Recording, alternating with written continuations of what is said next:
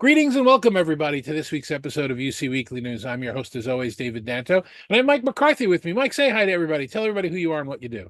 Hey, David, thank you very much for having me on the show. I'm Mike McCarthy. I'm the regional director for the Northeast for Huddly in the US. And I know I sound very English, but I'm an Englishman that lives in America, so based out of New York. Aren't we all Englishmen that live in America? Well, I guess not. To go back to that definition, although I do know the difference between the ground floor and the first floor and the elevator and the lift. And I once actually had an English to English dictionary, which was actually a lot of fun. Used that one when we were building things in Canary Wharf. So, Mike, anyway, before I go off on too many tangents here, tell everybody about your journey. I've known you for a bunch of years. How'd you get into the industry? Where did you work before you got to Huddly? What was your life like? Well, my life before I was an engineer, I started off as an engineer. I was an RF engineer at Motorola, actually. My first foray into the US was in Chicago, working for Motorola there. I came back from there. I went back to the UK. I joined Lifesize. I left and moved out of the engineering business, joined Lifesize. I got into the sales side. I like the commercial things. I was at Lifesize just before they joined or got bought by Logitech and did that morph over there. Then I was there for 2 or 3 years running their enterprise sales out of London. Then I moved over to Poly, doing the same thing for them, based out of London for Poly for about 2.5 years. Then I had a longer journey. I moved over with Starleaf, and I was at Star. I was the first hire at Starleaf in the UK when they were just coming out of stealth mode. And I built the business for them over there for about a 4 year period. And then they originally sponsored me to come to the US. So I moved out to New Jersey and based out of New York for Starleaf. Did that until they had a bit of a calamity during COVID, kind of caught them out. They were very, very focused on the conference room, win the conference room, win that space, and the software is a gimme. And then COVID kicked, and that hurt the company, and that was their kind of their demise, which was very unfortunate. I moved away from there. I took a little bit of a move. I moved on to a company called Utiligy, who do monitoring and management and type of stuff. Did that for about 18 months. Wasn't it was okay, but it wasn't my thing. My forte has always been from the video conferencing collaboration marketplace. So I was looking for a while to find someone to come back in. I was looking for something innovative inside this industry. And everybody, if you go to Infocom, everybody's doing sound bars and cameras and sound bars and stuff. And the industry seems to have morphed into that form factor. And I ran into Huddly, and I know most people think of Huddly as a webcam company, but I saw Huddly Crew. When I saw Huddly Crew, I thought, wow, this is really innovative, and this is something I can really get behind and really get excited and go to market with. So I've been at Huddly now for 4 months, and it's been a journey here. It really has.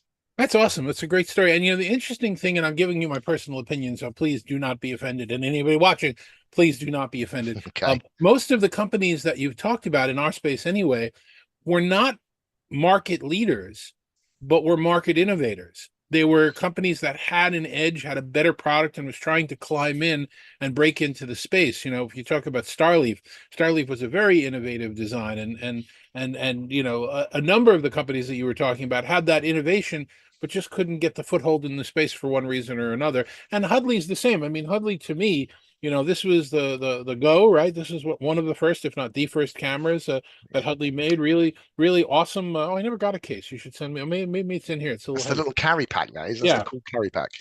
That's cool. This was always an interesting camera to me. When we were looking at this for the first time, this was one of the first intelligent cameras to be on the market. It had the ability to do auto framing. It had the ability to do a lot of things. A lot of the installations that had it never really took advantage of that, People which is counting silly. as well. Right. It had all of that built in, but you had to actually use it. And very few people did. I saw, I don't know, like 20 million of these installed in Google at one point, and they had it. They certainly could have used it. They had the data, but they didn't.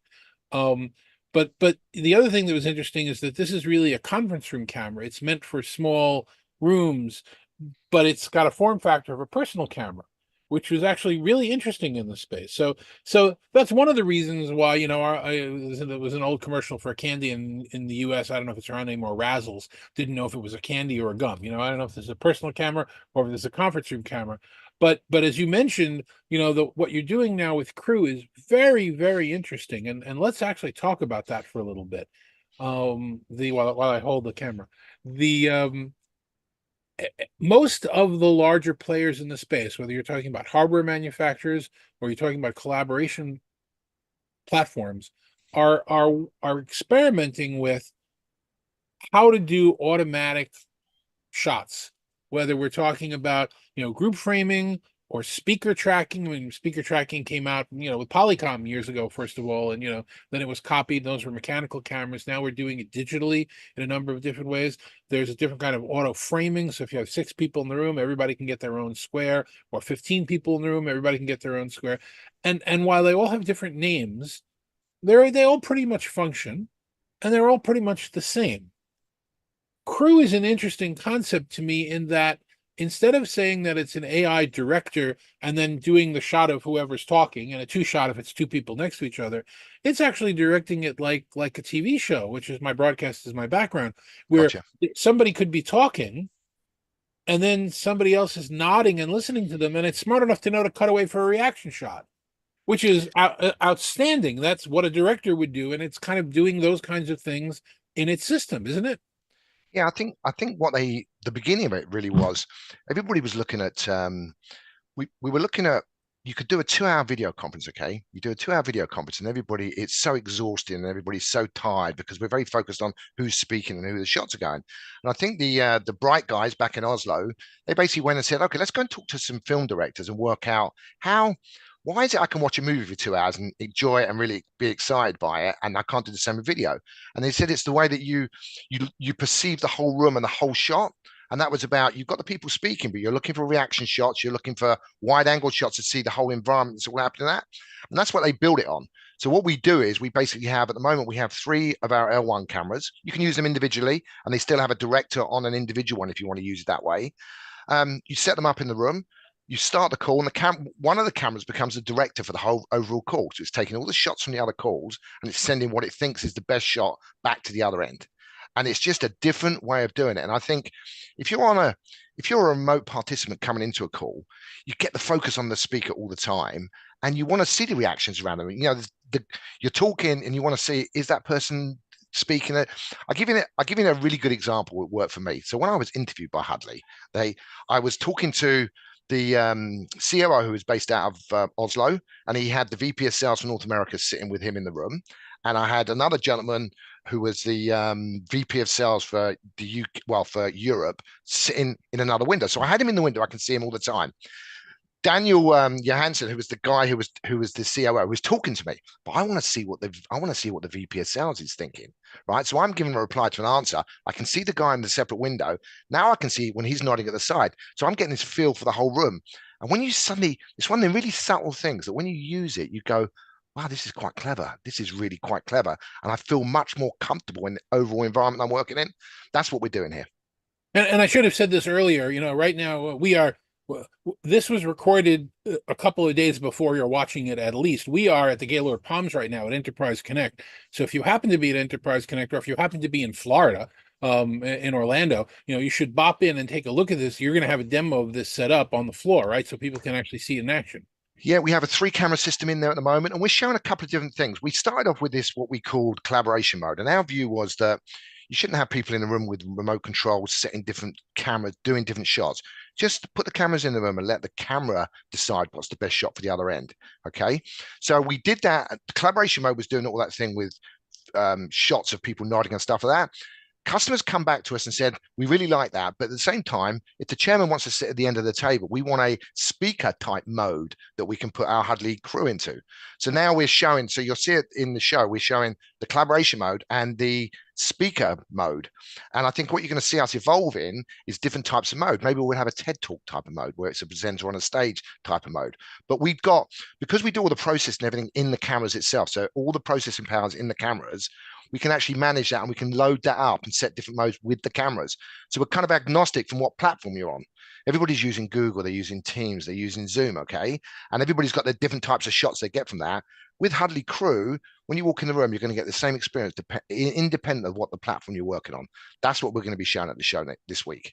And we were talking about it before we started recording this. It's a trend that you're going to start to see more AI pushed down to the endpoints from the cloud. And the example that we always talk about is if you have the self-driving car and it's about to hit a woman pushing a baby, it's not really a good idea to have to go up to the cloud and ask it, is this the right thing to do or not? It needs to be able to make that decision at the endpoint much more rapidly, and it'll report the data to the cloud. It'll have the database up there. But we're going to start to see the AI compute being much more important in devices because of the speed of processing that's going to take place. So you doing it on the device is going to be a much more rapid way of getting it done in a more effective manner instead of having to count on the platform to do it. Yeah, exactly that. And if something dramatic new comes up that everybody likes, we can just push it out as a firmware update into the cameras themselves and manage it from there. And our director will look after it from that side. So I have a white paper out, I don't remember how many years ago, 10 years ago, 12 years ago, where I talked about the next generation of cameras is going to be camera arrays, where the cameras are all connected, just like microphones are all connected and they're figuring out what the right one is. Cameras are going to be all connected. You're doing this with 3 cameras now.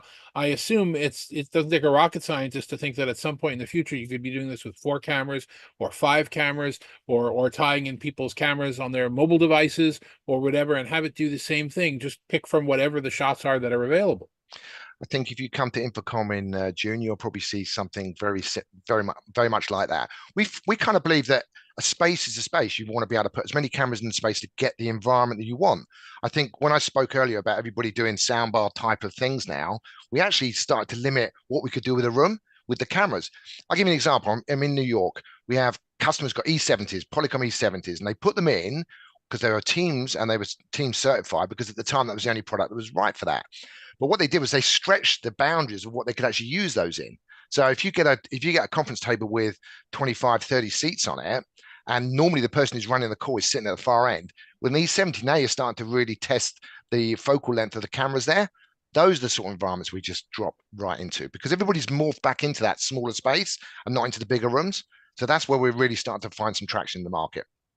Yeah, it's very interesting, and the E70 is a terrific camera, although it should have been a consideration that every display on the planet, except for the more expensive medical grade ones, are black, and making a camera in white. I don't know. That's things like that are very helped by having end users involved in an advisory capacity before you've made decisions. I've gotcha. And when you don't have that, sometimes the decisions are not the optimal ones. There's an opportunity to make changes when you get input from users. If you look at what else they're doing, the Eagle Eye Director was, that was before its time and Absolutely. a brilliant device, but they're end of life in that device. And I was literally in New York yesterday with a customer who's got those. And there's a couple of things. Number one, it's end of life, so they can't replace them as they go wrong. The other problem they have with them is when you do that bowling alley view down the table, if you look really way down the side, you start to get this cascading of people down the side. Huddly Crew, we can go a little bit higher and look over the top of people and start to pick out those shots better. And imagine if I didn't have just 3 cameras and I had another couple of cameras in the room looking at that other end of the table. It's a great example. Another great example is where you have rooms that split. And what I see is people split the rooms, push the tables together, and they're starting to use Zoom with 2 cameras on. And they have one camera look at this end of the table, one at the other, and you have the 2 pictures in the Zoom frames. Okay. Imagine putting Crew in that environment. So I've got that whole coverage. I can see all the way along the room. That's the place we're looking at. Yeah, no, absolutely. And then, camera technology is getting better and better.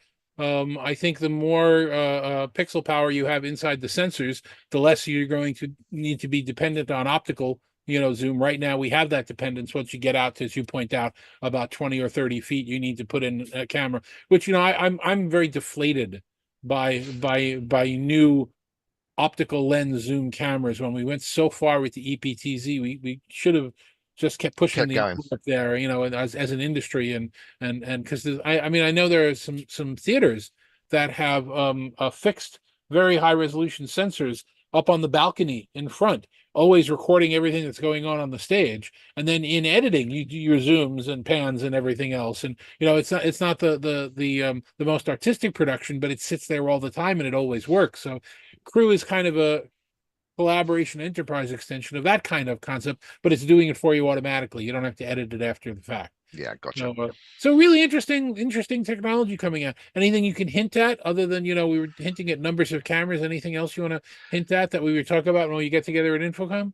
I think come and see us at Infocom. I think in Infocom we do what everybody else has. We'll have a booth, we'll have a private area where people can book themselves up and come and see some of the latest innovations that we're doing. Maybe it's 5 cameras, maybe it's 7 cameras. Who knows what they're going to show at the event?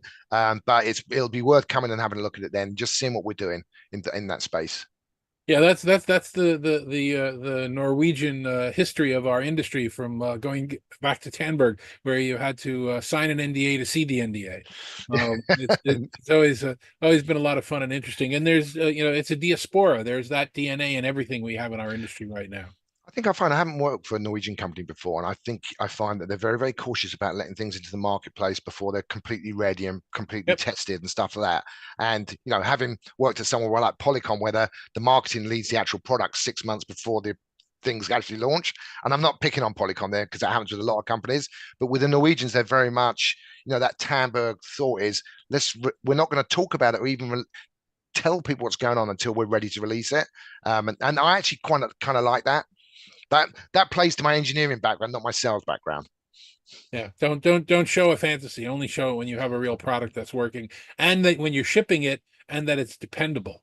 Yeah, That's a different story. There's a lot of stuff that goes out on the market that that gets returned or needs software updates to work, and we all become beta testers and end users from a lot of different companies. So, um, I remember I was at Life Size. It was exactly that. I was working in London, and the big banks like Dresdner Kleinwort and people like that were like, "Stop doing your beta testing on us. We're happy to do it, but at least tell us it is beta."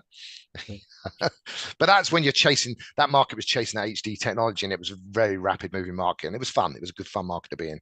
it's still rapidly moving now, but now it's rapidly moving to commoditization. The joke that the analysts tell is their grandmother has a sound bar and she's been dead for 20 years. So there's a lot of, and there are going to be new companies as we walk around this week at Enterprise Connect. They're going to be companies we've never heard of showing these same form-factor products. Are they good? Are they not good? They're certainly going to be cheaper. I don't know. We'll see. It's an interesting space for all of us to be in. So, Yeah, I Mike, agree. I appreciate you taking the time to join us here. If somebody wants to find out more about Huddly or find out more about what you do, what do you suggest they do other than Um, visiting us here at Enterprise Connect? What else? Come and see us at Enterprise Connect. You can see everything we do and everything we launch and release is on huddly.com. And if you want to deal directly with me, it's mike.mccarthy at huddly.com. I'm happy to chat to anybody any day. I guess as a sales team, we spend most of our time with 3 tripods. I've got it all over here. 3 tripods and a backpack with crew and running around demoing it. So we're quite happy to stick it in people's environment. I think it's one of those things. When you demo, you're in the right place and you need to see it in your own environment to understand how good it is. I went to a very big, very, very big pharmaceutical manufacturer based in Hudson Yards here. And when I put it in their E70 room, they were like, wow, it's just a completely different experience to what they had before. So that's the reaction we like to get. Mike, thanks very much. I really appreciate you taking the time to explain all this in Huddly, and we'll definitely take a look at Enterprise Connect while you're there and all the other trade shows for the rest of the year. Okay, thank you, David. And thank you very much for watching every week. Next week's show on April 1st, we're going to have Eric Hansen, the CMO of Mitel, joining us and chatting a little bit about what his story and what the Mitel story is. But until then, thanks for watching us. We'll see you next week.